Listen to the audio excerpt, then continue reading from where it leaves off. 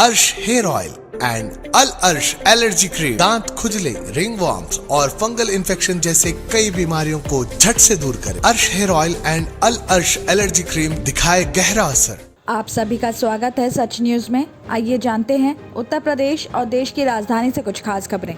उत्तरी दिल्ली के वजीराबाद इलाके में सोमवार दोपहर नशे में धुत कार सवार दंपति ने कार सड़क पर परिवार के साथ खड़ी मां बेटी को रौंद डाला है।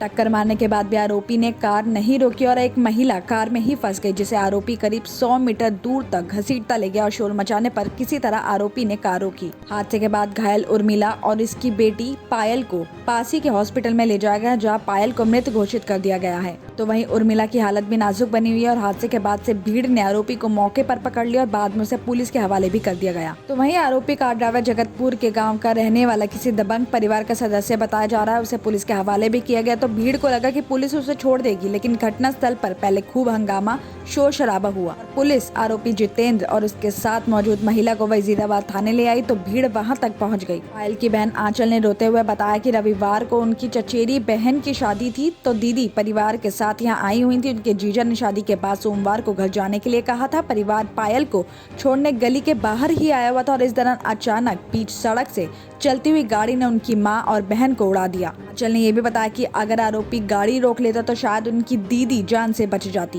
वहीं अब परिवार उर्मिला के जल्द ठीक होने की कामना कर रहा है और पुलिस ने पायल की बॉडी को पोस्टमार्टम के लिए मोर्चरी भेज दिया है। साथ ही बताया जा रहा है कि इस हादसे के बाद जब आरोपी जितेंद्र को गाड़ी से उतारा गया तो वो ठीक से खड़ा भी नहीं हो पा रहा था। इसके अलावा अगर वो गाड़ी टक्कर मारने के बाद भी रोक देता तो शायद पायल को इतनी चोट नहीं लगती। इस मामले में पुलिस सूत्रों का कहना है कि आरोपी नशे में था, इसलिए इस संबंध में गैर इरादतन हत्या का मामला दर्ज किया गया है।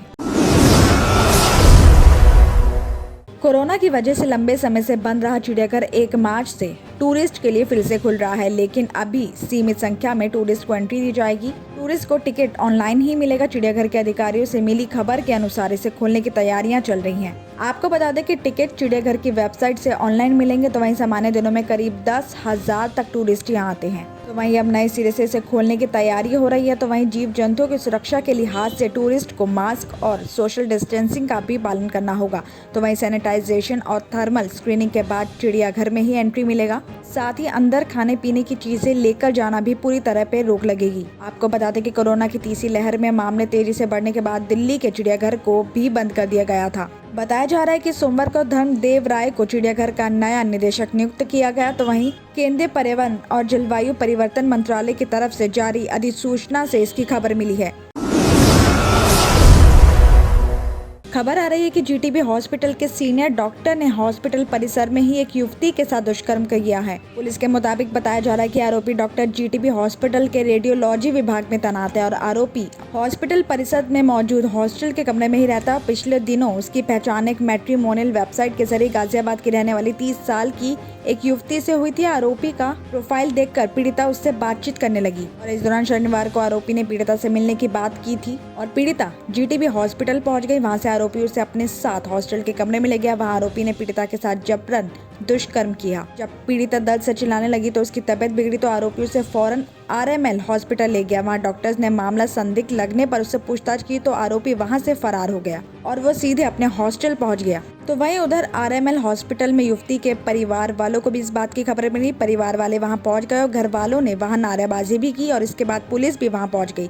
लोकल पुलिस को भी बुलाया गया, जिसके बाद पुलिस ने पीड़िता का बयान लेकर मामला दर्ज कर लिया और रविवार को पुलिस ने आरोपी डॉक्टर को भी गिरफ्तार कर लिया है।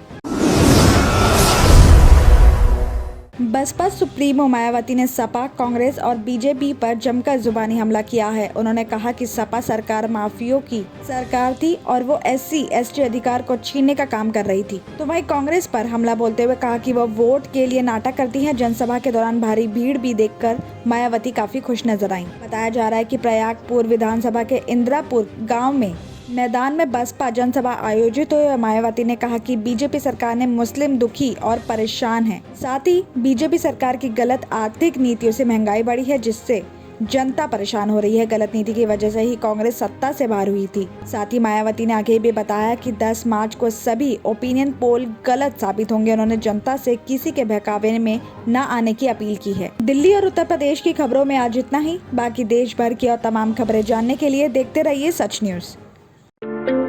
क्या आप भी परेशान हैं अपने स्किन इन्फेक्शंस और अपने बालों को लेकर? तो आपके लिए बड़ी खुशखबरी, अर्श हेयर ऑयल एंड अल अर्श एलर्जी क्रीम ये अपना असर दिखाए सिर्फ 3 दिनों में। दांत खुजले, रिंगवॉर्म्स और फंगल इन्फेक्शन जैसे कई बीमारियों को झट से दूर करे। Hair oil dandruff, hair fall जैसे प्रॉब्लम्स को दूर करे और दे काले घने खूबसूरत बाल, जहां दूसरे इलाज रहे बेअसर। अर्श हेयर ऑयल एंड अल अर्श एलर्जी क्रीम दिखाए गहरा असर। मजीद मालूमात के लिए अभी कॉल करें 7095661743, 8074667316 या फिर 9381328844। हमारा पता है बहादुरपुरा एक्स रोड, अल अर्श medical hall, beside Akbar Hussain hospital. Available at Amazon and Flipkart। याद रखें, स्किन और हेयर प्रॉब्लम का इलाज अल अर्श एलर्जी क्रीम एंड अर्श हेयर ऑयल एक बार जरूर इस्तेमाल करें।